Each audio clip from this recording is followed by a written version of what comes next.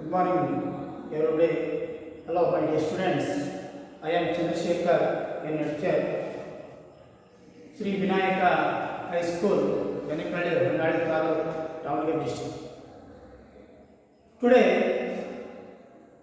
Unit 3 ಇಲ್ಲಿ ಬರುವಂತಹ lesson 9th standard second language English ಅಲ್ಲಿ ಮೈ ಬಿಗಿನಿಂಗ್ಸ್ ಎನ್ನುವಂತಹ ಒಂದು ಚಾಪ್.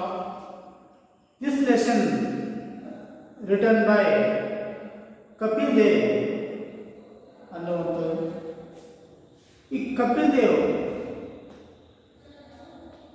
ನಿಮಗೆಲ್ಲ ತಿಳಿದಿರುವ ಹಾಗೆ ಅಬೌಟ್ ದ ಆಥರ್ ಅನ್ನುವಂಥದ್ದೇ Kapil Dev Ramlal Nikhanj, full name of Kapil Dev. He was born on 6th January 1959 in Chandigarh. He was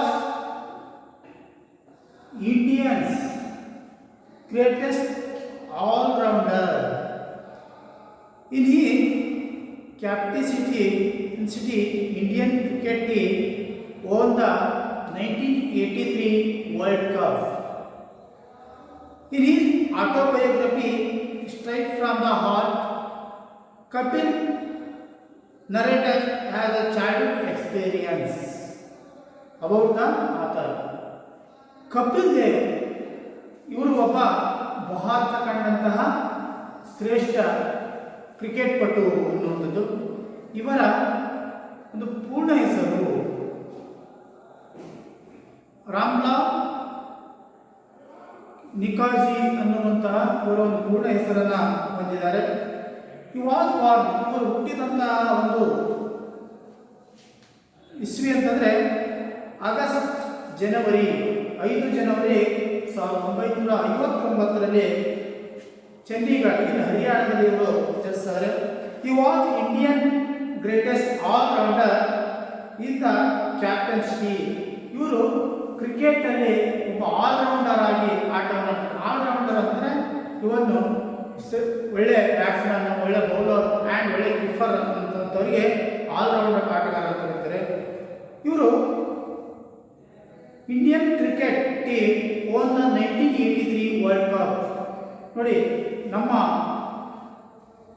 ವಿಶ್ವದಲ್ಲಿ 4 ವರ್ಷಗಳಿಗೊಮ್ಮೆ ಎಲ್ಲ ರಾಷ್ಟ್ರಗಳು ಸೇರಿಕೊಂಡು ವರ್ಲ್ಡ್ ಕಪ್ ಅನ್ನ ನಿರ್ವಹಿಸಿದ್ರು. ಆ ವರ್ಲ್ಡ್ ಕಪ್ ಇಲ್ಲಿವರೆಗೂ ನಮ್ಮ ಭಾರತಕ್ಕೆ 2 ವರ್ಲ್ಡ್ ಕಪ್ ಬಂದಿದೆ. ಯಾವುದು ಅಂತಂದ್ರೆ 1983ರಲ್ಲಿ ಈ ಕಪಿಲ್ ದೇವರ ಒಂದು ನಾಯಕತ್ವದಲ್ಲಿ ಏನಾಗಿತ್ತು ಅಂತಂದ್ರೆ ಒಂದು ವರ್ಲ್ಡ್ ಕಪ್ ಅನ್ನ ಪಡೆದ್ರು. ಆ ವರ್ಲ್ಡ್ ಕಪ್ ಅಲ್ಲಿ ಇವರು ಒಬ್ಬಟ್ಟಿಗನೇ ಕೇವಲ ಆಗಿನ ಕಾಲದಲ್ಲಿ 60 ಓವರ್ನ ಒಂದು ಆಟ ಇತ್ತು. ಆ 60 ಓವರ್ಗಳಲ್ಲಿ ಇವರು ಒಬ್ಬಟ್ಟಿ ಕೇವಲ 175 ರನ್ ಬಾರಿಸುವುದರೊಂದಿಗೆ ಹೋರಾಟವನ್ನು ಮಾಡಿದಂಥವರು ಅನ್ನುವುದು. ಈ ಕಪಿಲ್ ದೇವರು ಒಬ್ಬ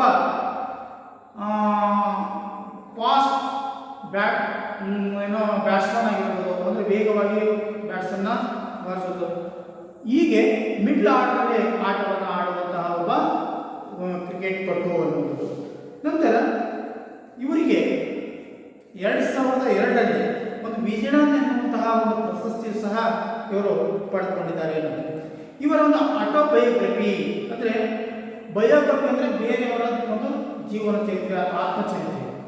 ಅದು ಆಟೋಬಯೋಗ್ರಫಿ ಅಂದರೆ ತಮ್ಮ ಬಗ್ಗೆ ತಾವೇ ಬರೆದುಕೊಳ್ಳುವಂಥದ್ದು ಆಟೋಬಯೋಗ್ರಫಿ. ಈ ಆಟೋಬಯೋಗ್ರಫಿ ಯಾವುದು ಅಂತಂದರೆ ಸ್ಟ್ರೈಟ್ ಫ್ರಾಮ್ ದ ಹಾರ್ಟ್ ಅನ್ನುವಂಥ ಆಟೋಬಯೋಗ್ರಫಿಯನ್ನು ಬರೆದಿದ್ದಾರೆ. Kapil narrates the childhood experience. ಇವರು ತಮ್ಮ ಒಂದು ಆ ಒಂದು ಸ್ಟ್ರೈಟ್ ಫ್ರಾಮ್ ದ ಹಾರ್ಟ್ ಅಲ್ಲಿ ತಮ್ಮ ಒಂದು ಬಾಲ್ಯ ಜೀವನದ ಬಗ್ಗೆ ಇವರು ವ್ಯಕ್ತಪಡಿಸಿದ್ದಾರೆ ಅದರಲ್ಲಿ ಅಂತದ್ದು.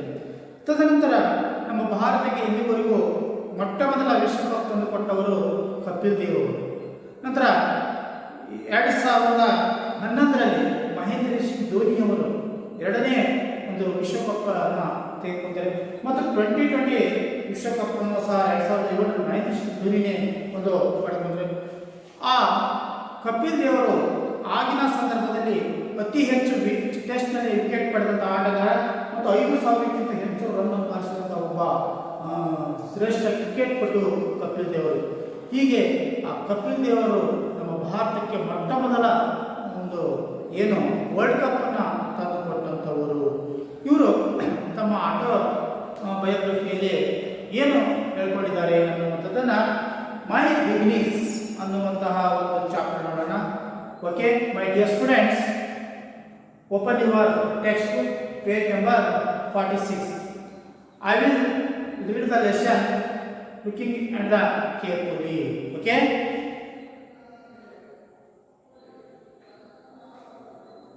Unit 3, prose. My beginnings. Kapil Dev. Looking back at my life, I have come to my conclusion that our beginnings never know our ends. For me, it all started in Chandigarh, a small town nesting in the foothills of Himalayas. I was born on a cold winter morning. My mother, who is a simple woman, could not read the time, but see, now a simple woman could not read the time. But see now, it was early in the morning, the day 6th January 1959. Was Thankful recorded because a cousin of mine was born on the same day, around the same time, and with the same name. I grew up among 6 other brothers and sisters, all older than me, except one sister who was 1 year younger. My mother always regards me with the touch of my naughty behavior.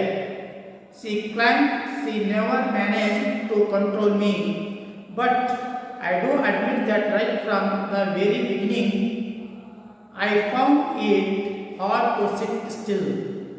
I was very curious, and it was my ambition to travel around the world and drive a master bench. God has been kind to me, and both my wishes have been fulfilled.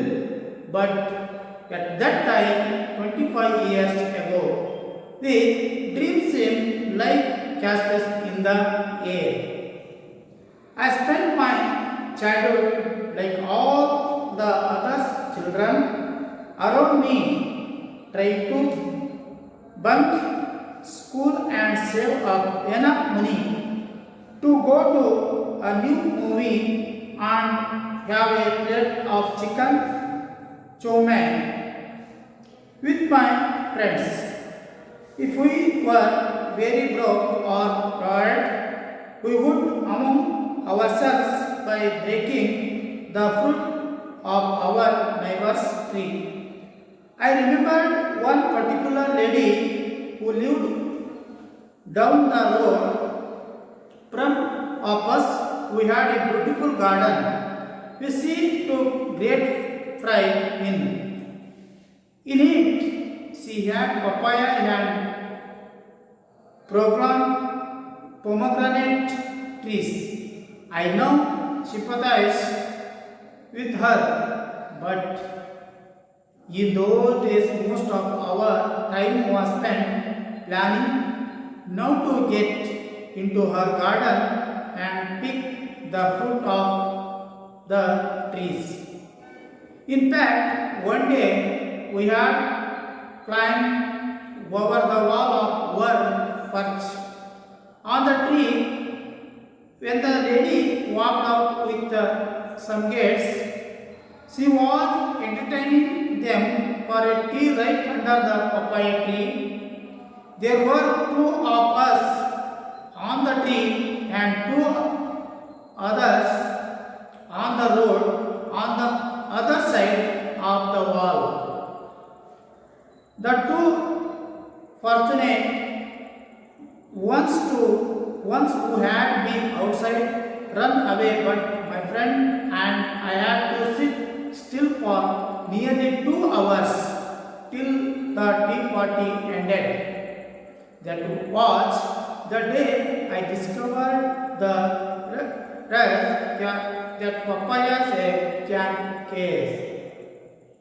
cause.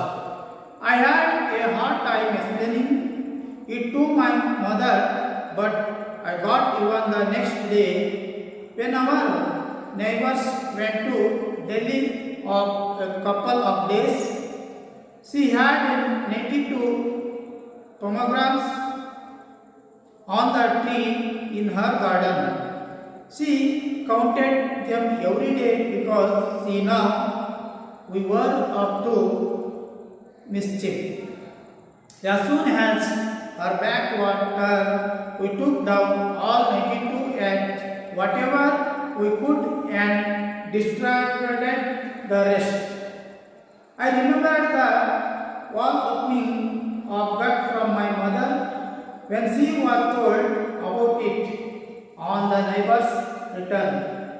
Now, that very lady with great spirit and affection tells anything who cares to listen how I had taken 82 pomegranates from her garden and left their seeds behind.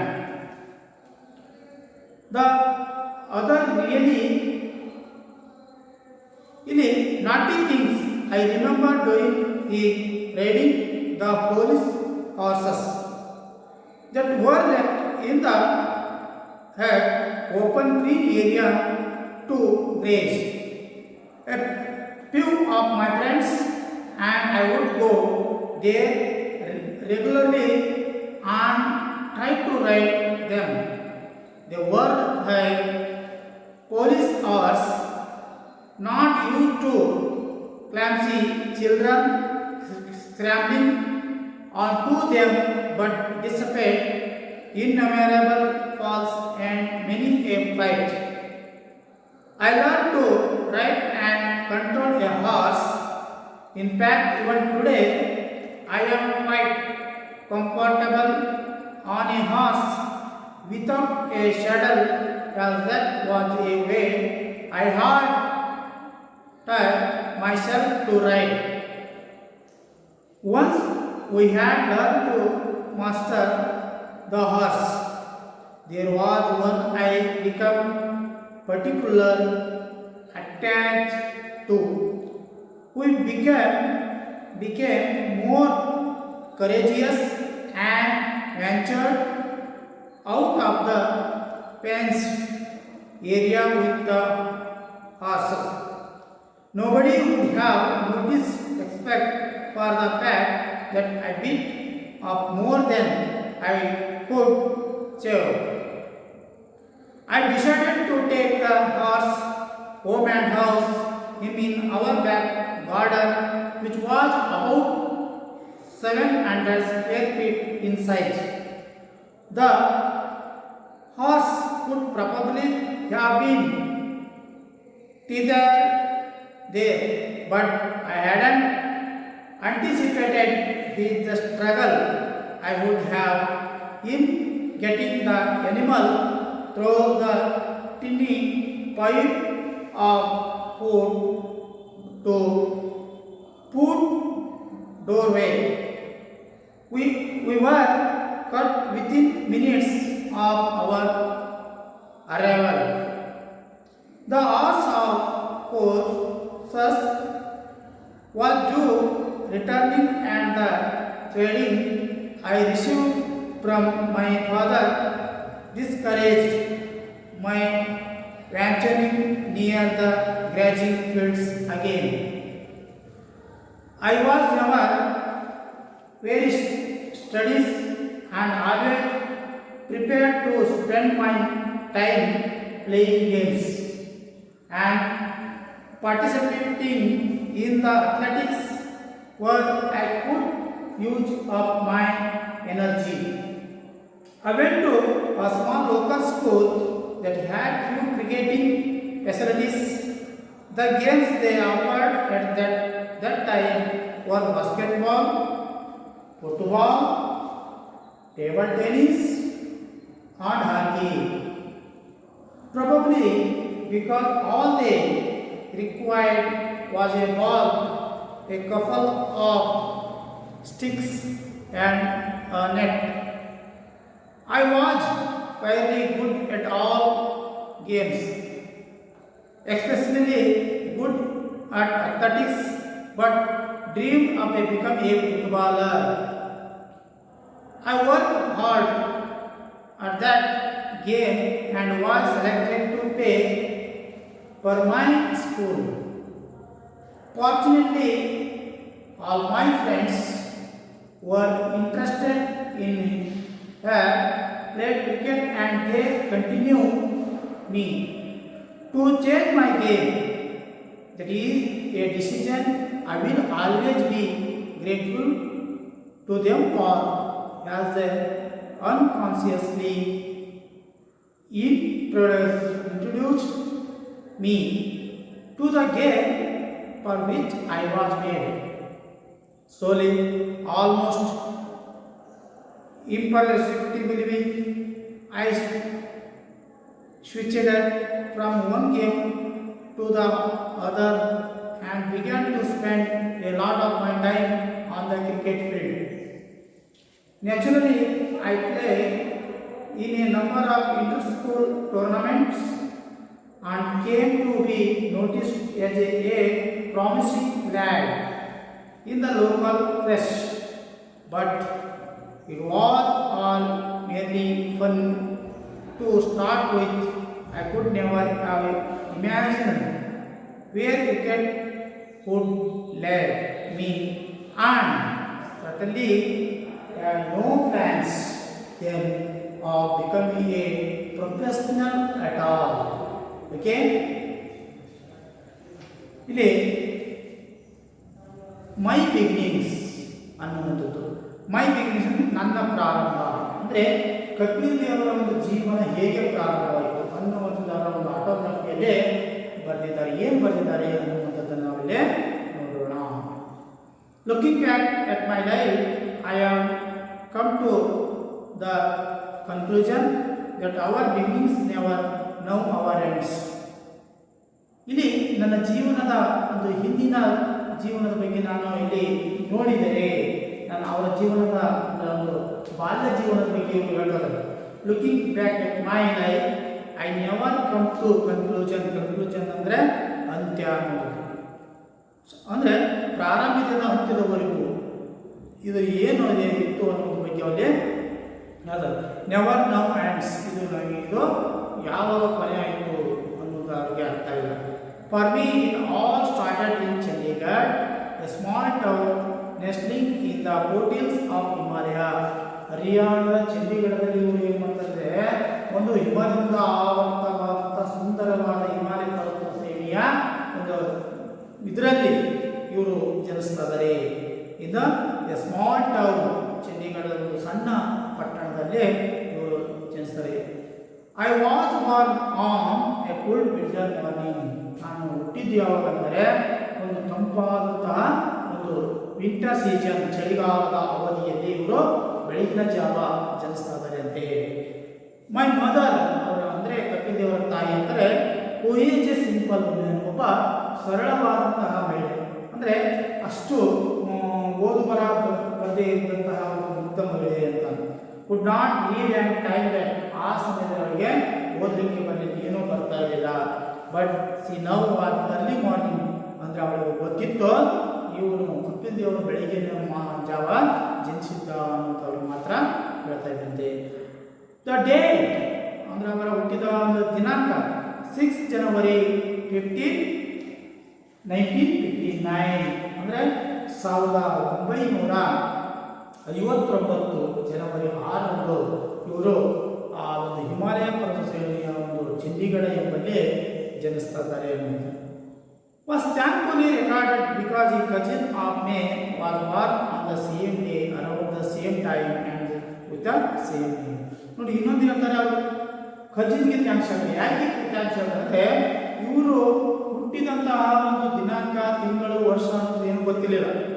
ಆದರೆ ಅವರ ಒಂದು ಸಂಬಂಧಿಕರು ಏನಾಗಿದೆ ಅಂದರೆ ಅದೇ ಸಮಯಕ್ಕೆ ಅದೇ ದಿನ ಅದೇ ಒಂದು ವಾರದಲ್ಲೇ ಇವರು ಜನಿಸಿರ್ತಾರಂತೆ ಅದೇ ತಾರೀಕು. ಹಾಗಾಗಿ ಅವರು ರೆಕಾರ್ಡ್ ಮಾಡಿಬಿಡ್ತಾರಂತೆ ಏನೋ 6 ಜನವರಿ 1959 ಅಂತ. ಅದೇ ಸೇಮ್ ಡೇಟ್ ಇವ್ರಿಗೂ ಸಹ ಅದೇ ಡೇಟ್ ಇರುವುದರಿಂದ ಇದೇ ಅವರ ಒಂದು ಅಂದರೆ ಒಂದು ತಾರೀಕು ಜನ್ಮ ದಿನಾಂಕ ಅಂತ ಇಲ್ಲೇ ಹೇಳಲಾಗ್ತಿದೆ. ನಂತರ around the same time same name I grew up among the 6 other brothers and sisters, all older than me, except one sister who was 1 year younger. ನಂತರ ಇವರು 6 ಮಂದಿ ಅಣ್ಣ ಮತ್ತು ಸಹೋದರ ಸಹೋದರಿಯರು, ಅಂದರೆ ಇಲ್ಲಿ 6 ಮಂದಿ ಇದ್ದರು ಅಣ್ಣರು ಮತ್ತು ಅಕ್ಕರು. ಆದರೆ ಒಬ್ಬ ಸಿಸ್ಟರ್ ಮಾತ್ರ ಇವ್ರಿಗೊಂದು 1 ವರ್ಷ ಚಿಕ್ಕವಳಿದ್ದಂತೆ ಅನ್ನುವುದರಲ್ಲಿ ಹೇಳಲಾಗಿದೆ. ನಂತರ my mother always regals me with a talks of my naughty behavior. ಅವರ ತಾಯಿ always regals with me talks of my naughty behavior. ಅಂದರೆ ಅವರ ತಾಯಿ ಒಂದು ತುಂಟಾಟದ ಕಥೆಗಳನ್ನು ಮನರಂಜನೆ ಮಾಡುವಂಥ ಹೇಳುವಂಥ ಮೂಲಕ ಅವರನ್ನು ಮನರಂಜಿಸ್ತಾ ಇದ್ರು ಅನ್ನೋದು. ಈ ಮದರ್ಸ್ ಆಲ್ವೇಸ್ ರಿಗಲ್ಸ್ ಅಂದರೆ ಕಥೆ ಹೇಳುವುದು, ವಿತ್ ಅಂಡ್ ಟ್ಯಾಲ್ಸ್ ಕತೆ. ಈ ಕೆಲವು ಹಿಂದಿನ ಕಾಲದಲ್ಲಿ ನಮಗೂ ಸಹ ಈ ಮನೆಯಲ್ಲಿ ಹಿರಿಯವರು ಏನು ಮಾಡ್ತಾರೆ ಕಥೆಗಳನ್ನು ಹೇಳೋದು. ಹಾಗೆ ಇವ್ರಿಗೂ ಸಹ ಅವ್ರ ತಾಯಿಯಂತೆ ಒಂದು ನಾಟಿ ಸ್ಟೋರೀಸ್ ಬಿಹೇವಿಯರ್ ಇರುವಂತಹ ಒಂದು ಕಥೆಗಳನ್ನು ಅವರು ಹೇಳ್ತಾ ಇದ್ರು. She claims she never manage to control me. ಆ ತಾಯಿ ನನ್ನನ್ನು ನಿಭಾಯಿಸಲಿಕ್ಕೆ ತುಂಬ ಹರಸಾಹಸ ಪಡ್ತಾ ಇದ್ರು ಅನ್ನೋದು. ಅಂದರೆ ಇವರು ಬಹಳ ತುಂಟಾಟವನ್ನು ಮಾಡ್ತಾ ಇದ್ರು. ಆ ತುಂಟಾಟ ಮಾಡುವಂಥ ಸಂದರ್ಭದಲ್ಲಿ ಇವರನ್ನು ಕಂಟ್ರೋಲ್ ಮಾಡಲಿಕ್ಕೆ ಅವ್ರ ತಾಯಿ ತುಂಬ ಒಂದು ಮುಂಜಾಗ್ರತೆ ವಹಿಸ್ತಾ ಇದ್ರು ಅನ್ನೋದು, ಬಹಳ ಕಷ್ಟಪಡ್ತಾ ಇತ್ತು. But I do admit that right from the very beginning I found it hard to sit still. But admit right from the very beginning, ನನ್ನ ಪ್ರಾರಂಭ ಅನ್ನುವಂಥದ್ದು ತುಂಬ ಕಷ್ಟ ಆಗಿತ್ತು. ಹಾರ್ಡ್ ಆ್ಯಂಡ್ ಸಿಟ್ ಡೌನ್, ತುಂಬ ಒಂದು ಕಷ್ಟ ಇತ್ತು. I was very curious and it was my ambition to travel around the world and drive a Mercedes Benz. ಇಲ್ಲಿ ಇವರು ಮತ್ತೆ ಒಂದು ಅಂಬಿಷನ್, ಒಂದು ಆಶೆ ಏನಾಗಿತ್ತಪ್ಪ ಅಂದರೆ ಇವರು ಇಡೀ ಒಂದು ವಿಶ್ವವನ್ನು ಸುತ್ತಾಕಬೇಕು ಮತ್ತು ಒಂದು ಬೆಂಚ್ ಕಾರನ್ನು, ಒಂದು ಮರ್ಸಿಡೀಸ್ ಬೆಂಚ್ ಕಾರ್ ಆಗಿನ ಒಂದು ಫೇಮಸ್ ಕಾರ್, ಆ ಒಂದು ಕಾರಲ್ಲಿ ಇವರು ಹತ್ತಿಕೊಂಡು ಓಡಾಡಬೇಕು ಅನ್ನೋದು ಇವರ ಮಹಾ ಆಶೆ ಆಗಿತ್ತು ಅನ್ನುವಂಥದ್ದು. God has been kind to me, both my wishes have been fulfilled. ಇವತ್ತು ಆ ದೇವರು ಇದನ್ನೆಲ್ಲ ನನಗೆ ಪೂರ್ಣಗೊಳಿಸಿದ್ದಾನೆ, ಆ ದೇವರಿಗೆ ನಾವು ಧನ್ಯವಾದಗಳನ್ನು ಹೇಳಬೇಕಾಗಿದೆ ಅನ್ನೋದನ್ನು ಹೇಳ್ತಿದ್ದಾರೆ. But at that time 25 years ago their dreams seemed cashless in the air. ಆದರೆ ನಾನು 25ನೇ ವರ್ಷದಲ್ಲಿ ಈ ಒಂದು ಆಶೆ ನೆನ್ಕೊಂಡಿದ್ದೆ, ಆಶೆಗಳು ಗಾಳಿಗೂ ಗೋಪುರದ ಹಾಗೆ ಇಟ್ಕೊಂಡು ಹೋಗಿದ್ದು. ಕ್ಯಾಶ್ಲೆಸ್ ಇಂದ ಏನಂದರೆ ಗಾಳಿ ಗೋಪುರ ಅನ್ನುವಂಥದ್ದಿದೆ. ಅಂದರೆ ಅವರು 25ನೇ ವಯಸ್ಸಿನಲ್ಲಿಯೇ ಒಂದು ಬೃಹದಾಕಾರ ಇಡೀ ವಿಶ್ವವನ್ನೇ ಸುತ್ತಬೇಕು ಮತ್ತು ಏನು ಮೆರ್ಸಿಡಿಸ್ ಎಂಬ ಕಾರಲ್ಲಿ ಅದಕ್ಕೆ ಪ್ರಯಾಣ ಮಾಡಬೇಕು ಅನ್ನುವಂಥದ್ದು ಅವರ ಆಕಾಂಕ್ಷೆ ಮಾಡಬೇಕು. ಈಗ ನಾವು ಸಹ ಕೆಲವರು ಬೈಕ್ ರೈಡಿಂಗ್ ಮಾಡ್ಕೊಂಡು ಅದಕ್ಕೆ ಕ್ರೇಜ್ ಇರ್ತಾರೆ, ಕೆಲವರು ಕಾರ್ ತಗೊಂಡು ಕ್ರೇಜ್ ಇರ್ತಾರೆ, ಹೋಗ್ತಾನೆ. ಇವ್ರಿಗೂ ಸಹ ಆ ಒಂದು 25ನೇ ವಯಸ್ಸಿನಲ್ಲಿ ಅದು ಆಸೆ ಇತ್ತು. ಆದರೆ ಆ ದೇವರು ತದನಂತರ ಅವುಗಳನ್ನೆಲ್ಲ ಈಡೇರಿಸಿದ ಅನ್ನುವಂಥದ್ದೇ ಹೇಳ್ತಾರೆ. I spent my childhood like all the other children around me. ಮತ್ತೆ ಅವರು ಸಮಯವನ್ನು ಹೇಗೆ ಸ್ಪೆಂಡ್ ಅಂದರೆ ಕಳೆಯೋದು. ಮೈ ಚೈಲ್ಡ್ಹುಡ್, ನನ್ನ ಬಾಲ್ಯವನ್ನು ಹೇಗೆ ಕಳೀತಾ ಇದ್ದೆ ಅಂತ ಹೇಳಿದ್ರೆ like all others children around me, ನನ್ನ ಸುತ್ತಲೂ ಎಲ್ಲ ಒಂದು ಫ್ರೆಂಡ್ಸು ನನ್ನ ಸುತ್ತಲೂ ನಾವು ಇಲ್ಲಿ ಇದ್ವಿ ಅಂತ. ಅಂದರೆ ಎಲ್ಲ ಫ್ರೆಂಡ್ಸ್ಗಳ ಜೊತೆ ಇವರು ಸುತ್ತಾಡ್ತಾ ಇದ್ರು. ಟ್ರೈನ್ ಟು ಬಂಕ್ ಸ್ಕೂಲ್, ಆಮೇಲೆ ಸ್ಕೂಲನ್ನು ಹೋಗದೇ ಇರೋದು, ಚಕ್ಕರ್ ಹೊಡೆಯೋದು ಅಂತ. ಹೌದಾ? ಅಂದರೆ ಸ್ಕೂಲ್ ಚಕ್ಕರ್ ಹೊಡೆದಿರೋಲ್ಲ, ಆ ಕಡೆ ಈ ಕಡೆ ತಿರುಗಾಡ್ತಾ ಇದ್ರು. ಸೇವ್ ಆಫ್ ಎನಫ್ ಮನಿ, ಆಮೇಲೆ ಅವ್ರ ಮನೆ ಖರ್ಚಿಗೆ ಅಂತ ಕೊಟ್ಟಿದ್ದ ಹಣದಲ್ಲಿ ಸ್ವಲ್ಪ ಉಳಿತಾಯ ಮಾಡೋದ್ರ ಮುಖಾಂತರ ಉಳಿತಾಯವನ್ನು ಮಾಡು. ಆ ಉಳಿತಾಯ ಮಾಡಿದಾಗ go to the new movie, ಅಂದರೆ ಹೊಸ ಪಿಕ್ಚರ್ ಯಾವ ರಿಲೀಸ್ ಆಗೋದು ಅಂತಂದರೆ ಥಿಯೇಟ್ರಿಗೆ ಹೋಗಿ ಅಲ್ಲಿ ಹೊಸ ಫಿಲ್ಮ್ಗಳನ್ನು ಏನು ಕೊಟ್ಟಂಥ ಹಣವನ್ನು ಉಳಿಸಿಕೊಂಡು ಅದರಲ್ಲಿ ಫಿಲ್ಮನ್ನು ನೋಡ್ತಾ ಇದ್ರಂತೆ. New movie or have a plate of chicken chow mein ಅಂದರೆ ಕೆಲವೊಂದು ಏನು ಫ್ರೈಡ್ ರೈಸನ್ನು ತಿನ್ನುವಂಥದ್ದಾಗಿರ್ಬೋದು, ನಂತರ ಚಿಕನನ್ನು ತಿನ್ನುವಂಥ ಒಂದು ವ್ಯವಸ್ಥೆ ಫ್ರೆಂಡ್ಸ್ ಅಕ್ಕಂದು ಇವರು ಮಾಡ್ತಾ ಇದ್ರು. ಬಟ್ ಇವರು ಯಾವಾಗಲೂ ಸ್ಕೂಲ್ಗೆ ಹೋಗದೆ ಸ್ಕೂಲಿಗೆ ಚಕ್ಕರ್ ಹೊಡೆದು ಸಿನಿಮಾ ನೋಡಿದ್ನೆ, ಚಿಕನ್ ತಿಂದೆ, ಆ ಪಾರ್ಕಿಗೆ ಹೋದೆ, ಈ ಥರನಾದಂಥ ಟೈಮ್ ಪಾಸನ್ನು ಇವರು ಯಾವಾಗ ಮಾಡ್ತಾ ಇದ್ರು. ಮತ್ತು ಫ್ರೆಂಡ್ಸ್ ಎಲ್ಲ ಫ್ರೆಂಡ್ಸ್ಗಳು ಸೇರ್ಕೊಂಡು were very proper guarded. ಇವರು ಅಂತ್ಯದ ತಮ್ಮ ಜೀವನವನ್ನು ತುಂಬ ಬೇಸರದಿಂದ ಇವರು ಕಾಯ್ತಾರೆ. We would and ourselves ನಾವೇ by the breaking of the food of the neighbours tree ನಮ್ಮನ್ನೇ ನಾವು ರಂಜಿಸ್ಕೊಳ್ತಾ ಕಾಮಿಡಿಯನ್ನು ಮಾಡ್ಕೊಳ್ತಾ ಜೀವನವನ್ನು ಸಾಗಿಸ್ಕೊಳ್ತೀವಿ. ಮತ್ತು breaking of food of neighbours tree ಯಾವ ಮರಗಳು ಹಣ್ಣಿನ ಮರಗಳಿದ್ದರೆ ಆ ಹಣ್ಣಿನ ಮರಕ್ಕೆ ಹೋಗಿ ಹಣ್ಣನ್ನು ಕಿತ್ತುಕೊಂಡು ಬಂದು ತಿನ್ನುವಂಥ ಒಂದು ವ್ಯವಸ್ಥೆಯನ್ನು ಮಾಡ್ತಾ ಇದ್ವಿ. ನೈಬರ್ಸ್ ಅಂದರೆ ಪಕ್ಕದವರು. I remember one particular lady who lived down in the road from our had a beautiful garden which she took a great pride in. ಅಂದರೆ ಒಂದು ದಿನ ಆ ಒಂದು ನೈಬರ್ಸ್ನಲ್ಲಿ ಒಬ್ಬ lady, I remember one particular, ನನಗೆ ನೆನಪಿದೆ ಅಂತ ಹೇಳ್ತಾರೆ. ಐ ರಿಮೆಂಬರ್ ನನಗೆ ನೆನಪಾಗ್ತಿದೆ. ಒಬ್ಬ ನರ್ಸ್, ಒಬ್ಬ ಲೇಡಿ ಇದ್ದು ಲಿವ್ ಡೌನ್ ಎ ರೋಡಿನ ಕೆಳಗೆ ಅವಳು ಮನೆಯನ್ನು ಕಟ್ಕೊಂಡು ವಾಸವಾಗಿದ್ದು. And a beautiful garden which is the to great fried in. ಅವಳು ಒಂದು ಸುಂದರವಾದಂತಹ ಒಂದು ತೋಟವನ್ನು, ಅವಳು ಮನೆಯ ಮುಂಭಾಗದಲ್ಲಿ ತೋಟ ಇತ್ತಂತೆ. ಆ ತೋಟ ತುಂಬ ಸುಂದರವಾಗಿರ್ತಂತೆ. ಆ ಸುಂದರವಾದ ತುಂಬ ಅವಳಿಗೆ ಹೆಮ್ಮೆಯಿಂದ ಅವಳು ಆ ತೋಟವನ್ನು ನೋಡ್ಕೊಳ್ತಾ ಇದ್ಲು, ತುಂಬ ಖುಷಿ ಪಡ್ತಾ ಇದ್ಲು ಅಂತ ಇಲ್ಲಿ ಹೇಳ್ತಾರೆ. ಇಲ್ಲಿ she had papaya and pomegranate trees. ಆ ಒಂದು ತೋಟದಲ್ಲಿ ಪಪ್ಪಾಯ ಟ್ರೀಸ್ ಆ್ಯಂಡ್ ಪೊಮೊಗ್ರಾನೆಟ್ ಅಂದರೆ ಪಪ್ಪಾಯ ಹಣ್ಣು ಅಥವಾ ದಾಳಿಂಬೆ ಗಿಡಗಳನ್ನು ಇವಳು ಬೆಳೆಸಿದ್ದಂತೆ.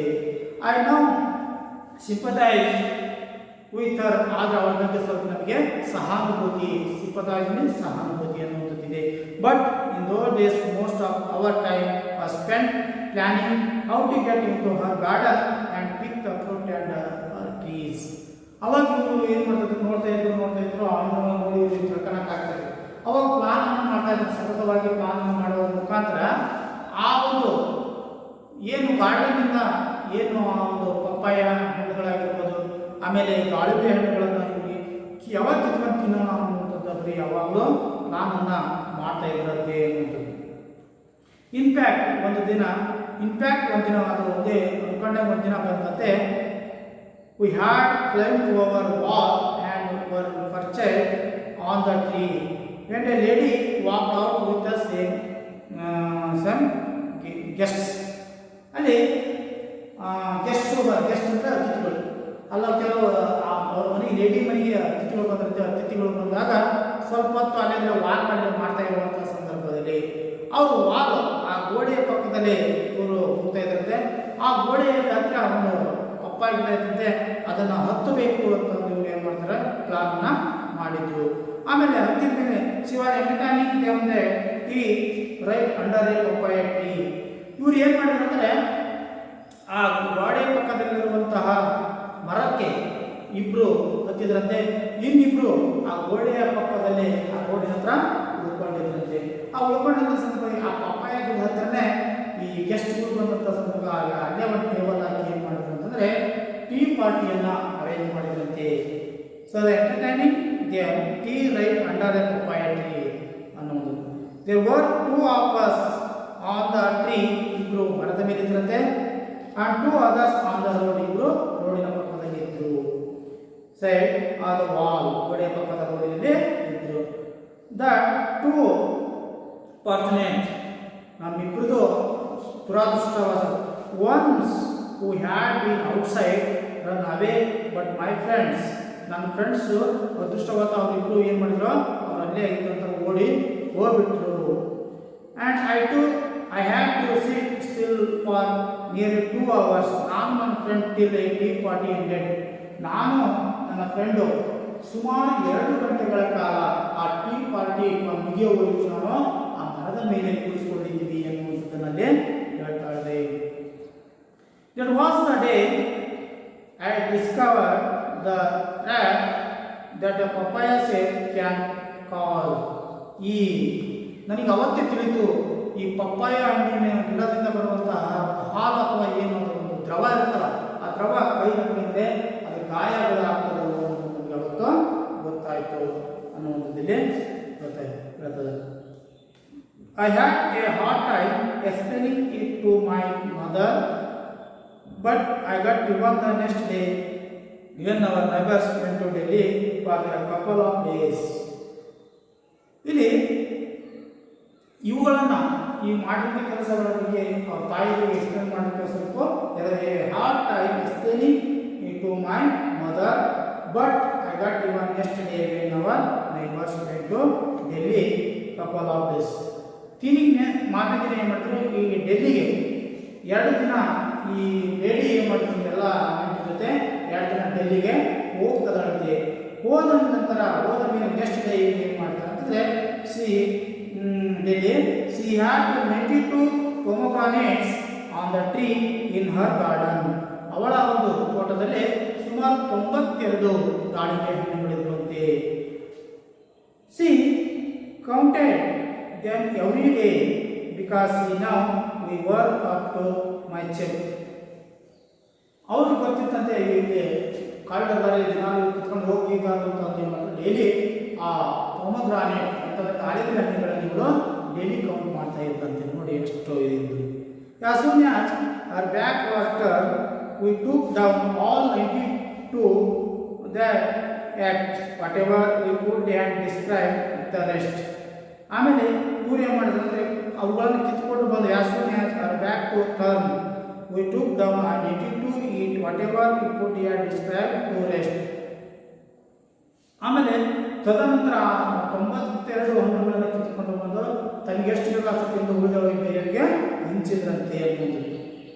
The remember I was laughing I got from my mother when she was told about it on the neighbor's return. ಆ ಮಹಿಳೆ ಬಂದ ಮೇಲೆ ಏನು ಮಾಡಿದ್ರು ಅಂತಂದರೆ ನಿಮ್ಮ ಮಗ ಈ ಒಂದು ದಾಳಿಂಬೆ ಹಣ್ಣುಗಳನ್ನು ಕಿತ್ಕೊಂಡು ಹೋಗಿ ತಿಂದಿದ್ದಾನೆ ಅಂತ ಅವ್ರ ತಾಯಿ ಹೇಳ್ತಂತೆ. ಅವ್ರ ತಾಯಿ ಈ ವಾಕಿಂಗ್ ಅಂದರೆ ಹೊಡೆಯುವುದು, ಅವ್ರ ತಾಯಿ ಅವರನ್ನು ಹೊಡೆದಿದ್ರಂತೆ ಅನ್ನೋದ್ರಲ್ಲಿ. Now that very lady with a great pride and affection tells anyone who cares to listen how I have taken 92 pomegranates from her garden and left 2 seeds behind. ಅವಾಗ ಒಂದ್ಸಲ ಇವಳು ಆ ಲೇಡಿ ಕಾಣಿಸಿದ ನನ್ನ ಮರ ತೋಟದಲ್ಲಿ ಇವರು 92 ಹಣ್ಣುಗಳನ್ನು ತಿಂದು ಕೇವಲ ಬೀಜಗಳನ್ನು ಮಾತ್ರ ಬಿಟ್ಟಿದೆಯಾ ಅಂತಂದು ಏನು ಮಾಡ್ತಿದ್ದಂತೆ ತಮಾಷೆಯನ್ನು ಮಾಡ್ತಾ ಇದ್ರಂತೆ ಅನ್ನೋದು ಅವರಿಗೆ ನೆನಪಿತ್ತಂತೆ ಅನ್ನೋದು. The other really naughty thing I remember doing is riding the police horse that were left in the open green area to graze. ತದನಂತರ ಇನ್ನೂ ಮತ್ತೆ ಏನು ಮಾಡಿದ್ರು ಅಂತಂದರೆ ದ ಅದರ್ ರಿಯಲಿ ನಾಟಿ ಥಿಂಗ್ಸ್, ಮತ್ತೊಂದು ಇನ್ನೊಂದು ನಿಜವಾದಂತಹ ಒಂದು ತುಂಟಾಟ ಮಾಡ್ತೀನಿ ಅಂತಂದರೆ I remember doing A riding for police. ನೋಡಿ ಇವರು ಕಡಿಮೆ ಇಲ್ಲ, ಪೊಲೀಸರ ಕುದುರೆಗಳನ್ನು ಸಹ ಏನು ಮಾಡಿದ್ರು ಅಲ್ಲಿ in the open green area is graze ಅಂದರೆ ಮೇಸು, ಅಲ್ಲಿ ಓಪನ್ ಮುಕ್ತವಾದಂತಹ ಒಂದು ಹಸಿರು ಹುಲ್ಲಿನ ಒಂದು ಏನು ಆ ಕುದುರೆಗಳು ಮೇಯಲಿಕ್ಕೆ ಬಿಟ್ಟಂಥ ಸಂದರ್ಭದಲ್ಲಿ ಆ ಕುದುರೆಗಳನ್ನು ಇವರು ಹಿಡ್ಕೊಳ್ತಿದ್ರಂತೆ. ಏನು ಮಾಡ್ತಾ ಇದ್ರು, a few of my friends, ಕೆಲವು ಫ್ರೆಂಡ್ಸ್ಗಳ ಜೊತೆ ಕೂಡಿ and would go there regularly and try to ride them. ದಿನನಿತ್ಯ ಹೋದ ಸಂದರ್ಭದಲ್ಲಿ ಆ ಹೋಗಿ ಆ ಕುದುರೆಗಳನ್ನು ಏನು ಮಾಡಿ ರೈಡ್ ಮಾಡಿ ಕುದುರೆಗೆ ಸವಾರಿ ಮಾಡಲಿಕ್ಕೆ ಇವರು ಪ್ರತಿನಿತ್ಯ ಒಂದು ಪ್ರಯತ್ನವನ್ನು ಮಾಡ್ತಾ ಇದ್ರು ಅನ್ನೋದು. ಅಂದರೆ ಆ ಪೊಲೀಸ್ ಕುದುರೆಗಳನ್ನು ಸಹ ಇವರು ಬಿಟ್ಟಿಲ್ಲ, ಹೋಗಿ ಅವುಗಳನ್ನು ಮೇಲಕ್ಕೆ ಬಿಟ್ಟಂಥ ಕುದುರೆಗಳನ್ನು ಇವರು ಅವುಗಳನ್ನು ಹಿಡಿದುಕೊಂಡು ಅವುಗಳನ್ನು ಒಂದು ಪಳಗಿಸಿ ಅವುಗಳನ್ನು ಕುದುರೆ ಸವಾರಿ ಮಾಡುವಂಥ ವ್ಯವಸ್ಥೆಯನ್ನು ಮಾಡ್ತಾಯಿದ್ರು. ದೇ ವರ್ ಪೊಲೀಸ್ ಆರ್ಸ್ ಕೆಲವೊಂದು ಪೊಲೀಸ್ ಕುದುರೆಗಳು not use the clumsy children scrambling on them put dissipate innumerable falls and many of fight learn to ride and control a horse. ಈ ಒಂದು ಕುದುರೆಗಳನ್ನು ನಿಯಂತ್ರಿಸಿ ಅವುಗಳನ್ನು ಸವಾರಿ ಮಾಡಬೇಕು ಅಂತಂದರೆ ನಾವು ಕೆಲವೊಂದು ಕುದುರೆಗಳನ್ನು ಏನು ಮಾಡ್ತಿದ್ವಿ, ಪ್ರತಿನಿತ್ಯ ಆ ಕುದುರೆಗಳನ್ನು ಹತ್ತುವುದು, ಮೇಲೆ ಏರೋದು, ಬೀಳೋದು ಇವುಗಳನ್ನು ನಾವು ಮಾಡ್ತಾ ಇದ್ವಿ. ಕೆಲವರು ಅವುಗಳನ್ನು ಓಡಿಸುವುದು, ಕೆಲವರು ಬೀಳುವಂಥದ್ದು, ಈಗ ಬೇರೆ ಬೇರೆ ವಿಭಿನ್ನವಾದಂಥ ಚಟುವಟಿಕೆಗಳನ್ನು ನಾವು ಮಾಡಿ ಇವತ್ತು ಲೆಕ್ಕವಿಲ್ಲದಷ್ಟು ಬಿದ್ದಿದ್ದೇವೆ ಅಂತ ಹೇಳ್ತಿದ್ದಾರೆ. Learn to ride and control ಅಷ್ಟು ಇವತ್ತು ನಾನು ಆ ಕುದುರೆಯನ್ನು ಕಂಟ್ರೋಲ್ ಮಾಡುವುದನ್ನು ನಾನು ಕಲ್ತಿದ್ದೀನಿ ಅನ್ನೋದು. In fact ever today I am quite comfortable on a horse without a sandal that was the way I had taught myself to ride. ಇವತ್ತು ನಾನು ಕುದುರೆಯನ್ನು ಲಗಾಮಿಲ್ಲದೆ ಇವತ್ತು ಒಂದು ಯಾವ ಕುದುರೆಯನ್ನು ಕೊಟ್ಟರೂ ಸಹ ಲಗಾಮಿಲ್ಲದೆ ಅದನ್ನು ಕಂಟ್ರೋಲ್ ಮಾಡಿ ಅದನ್ನು ಒಂದು ಸವಾರಿ ಮಾಡುವಂಥ ಒಂದು ಲರ್ನಿಂಗ್ ಕಲಿಕೆಯನ್ನು ನಾನು ಕಲಿತಿದ್ದೀನಿ ಅನ್ನುವಂಥದ್ದು ವಿಚಾರವನ್ನು ಹೇಳ್ತಾ ಇದ್ದಾರೆ. ಗೊತ್ತಾ ನಜರ್ ride. Once we had learn to master the horse there was one a become a particular attach to. ಅಂದರೆ ಅದರಲ್ಲಿ ಒಂದು ಕುದುರೆಯನ್ನು ತುಂಬ ಹಚ್ಚಿಕೊಂಡಿದ್ರು ಅಂತೆ. ಆ ಕುದುರೆ ಬಹಳ ಅಂದರೆ ತುಂಬ ಇಷ್ಟ ಅನ್ನುವಂಥದ್ದು. ಅಂದರೆ ಅದು ಒಂದು ಪರ್ಟಿಕ್ಯುಲರ್ ಪರಿಣಿತವಾದಂಥ ಕುದುರೆಯನ್ನು ಅವರು ಪಳಗಿಸಿದರು. We become a more courage of ವಾರ್ಚೂನ್ out of the pierce area with the horse. ಹೀಗೆ ಆ ಕುದುರೆಗಳನ್ನು ಎತ್ತರ ಸ್ಥಳದಿಂದ ಹಾರಿಸೋದು, ಬೇಲಿ ಹಾರಿಸೋದು ಕಲಿತಿದ್ದರಿಂದ ಇವತ್ತು ಅವರಿಗೆ ತುಂಬ ಧೈರ್ಯ ಬಂದಿದೆ. ಕರೇಜ್ ಮೀನ್ಸ್ ಧೈರ್ಯ ಅನ್ನುವುದು. Nobody would have noticed except for the fact that bit of more than I would crave. ಹೀಗೆ ಕೆಲವೊಂದು ಯಾರಿಗೂ ಗೊತ್ತಾಗದೆ ಹಾಗೆ ಕೆಲವೊಂದು ಕುದುರೆಗಳನ್ನು ಹಾರಿಸುವುದು ಓಡಿಸುವುದನ್ನು ಇವರು ಕಲ್ತಿದ್ರು. I decide to take the horse home and house in our back garden which was about the 700 square feet in size. ಒಂದು ದಿನ ಯಾರಿಗೂ ಗೊತ್ತಾಗದ ಹಾಗೆ ಒಂದು ಕುದುರೆಯನ್ನು ಏನು ಮಾಡಿದ್ರು, ತಮ್ಮ ಮನೆಗೆ ಹಿಂಭಾಗದಲ್ಲಿ ನಿಲ್ಲಿಸಬೇಕು, ಕಟ್ಟಬೇಕು ಅಂತ ಎಚ್ಚರ ಮಾಡಿ ಒಂದು ಕುದುರೆಯನ್ನು ಹೊತ್ಕೊಂಡು ಹೋಗಿದ್ರಂತೆ. ಆ ಹೊತ್ಕೊಂಡು ಮನೆ ಹಿಂಭಾಗದಲ್ಲಿ ಅದು 700 ಸ್ಕ್ವೇರ್ ಫೀಟ್ ಅಷ್ಟೇ ಸೈಜ್, ಅಂದರೆ 100 ಅಡಿ ಅಷ್ಟೇ ಸ್ಕ್ವೇರ್ ಫೀಟ್ ಇರೋ ಜಾಗ ಇರ್ತದೆ. The horse would probably have been here and there. ಆ ಒಂದು ಕುದುರೆಯನ್ನು ಕಟ್ಟಲಿಕ್ಕೆ ಆ ಒಂದು ಜಾಗ ವರ್ಷಕ್ಕೆ ಅದನ್ನು ಕಟ್ಟಲಿಕ್ಕೆ ಕೆದರಟ್ಲೀಸ್ ಕಟ್ಟಿ ಹಾಕೋದು ಆಗ್ಬೋದಿತ್ತೇನೋ ಅಂತ ಮಾಡಿದರು. But had the anticipated the struggle I would have.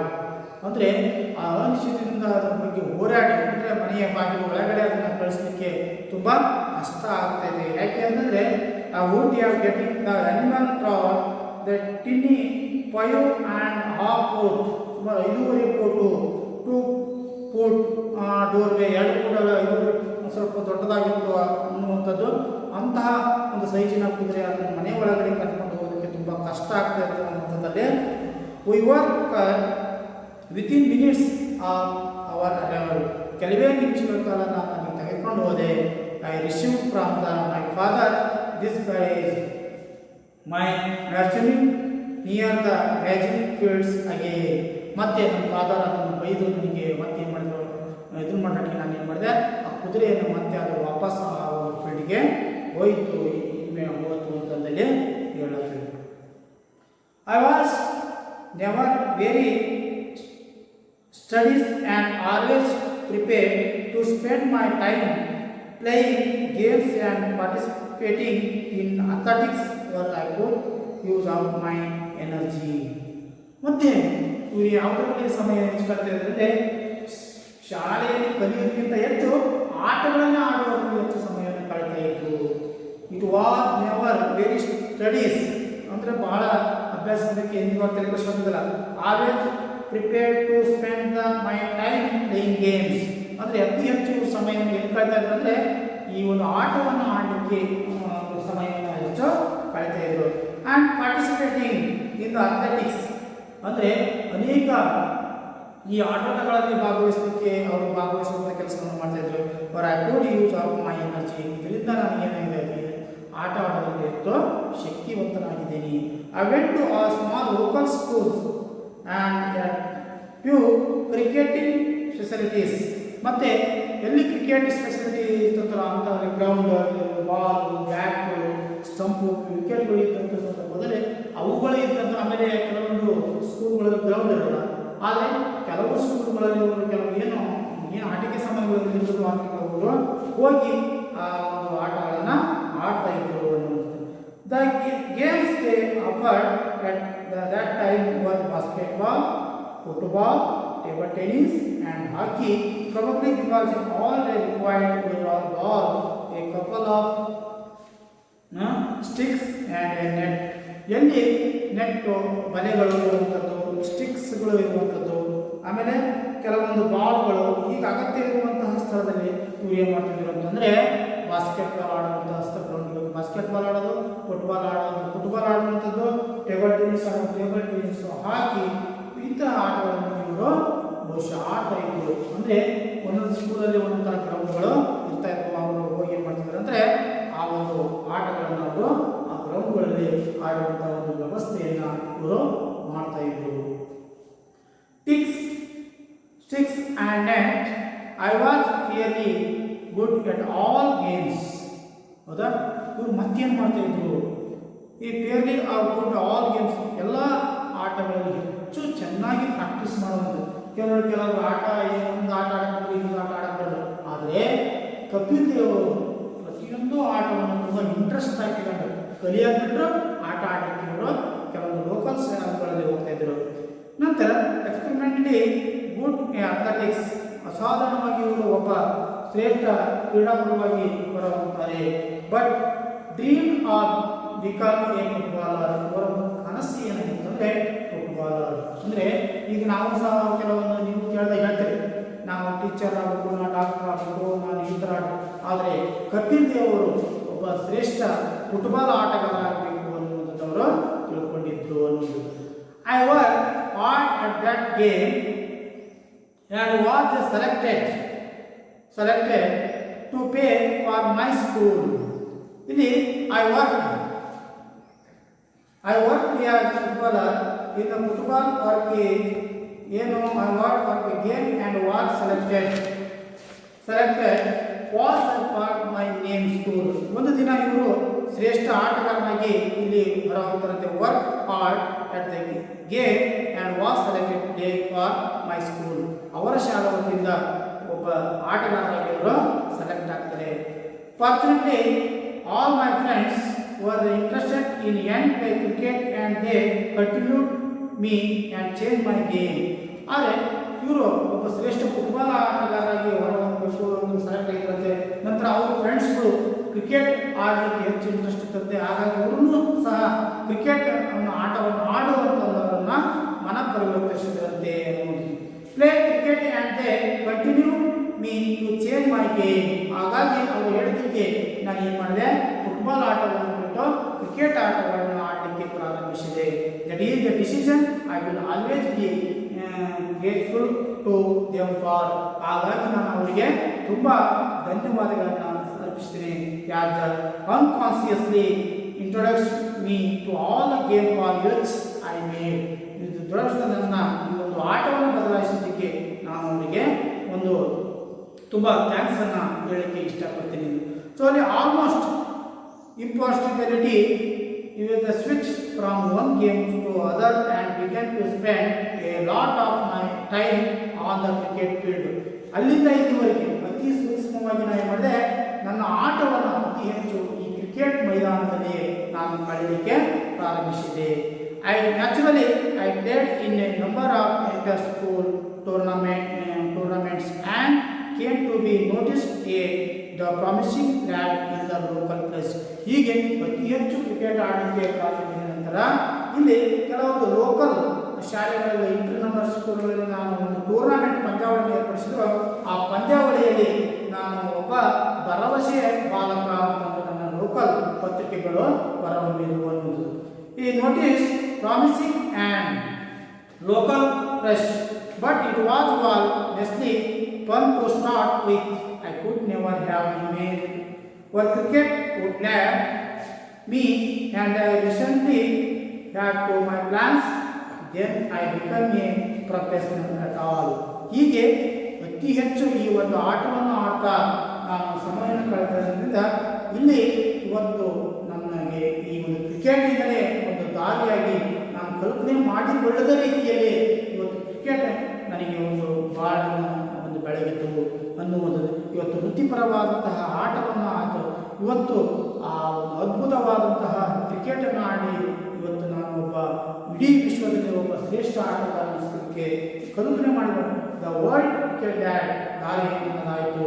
ಹೀಗೆ ಈ ಒಂದು no glass time become a professional ಆಟ, ಇದೇ ನನ್ನ ವೃತ್ತಿಪರವಾದಂತಹ ಆಟವಾಯಿತು ಅಂತಂದು ಕಪಿಲ್ ದೇವ್ ಅವರು ತನ್ನ ಆಟೋಬಯೋಗ್ರಫಿಯಲ್ಲಿ ಬರ್ಕೊಳ್ತಾರೆ. ಓಕೆ, ಇಲ್ಲಿಗೆ ಈ ಒಂದು ಚಾಪ್ಟರ್ ಕ್ಲೋಸ್ ಆಗುತ್ತೆ. ನೆಕ್ಸ್ಟ್ ಕ್ಲಾಸಲ್ಲಿ ನೀವು ಕ್ವಶನ್ ಆನ್ಸರನ್ನು ಪ್ರಾಕ್ಟೀಸ್ ಮಾಡಿ. ಓಕೆ.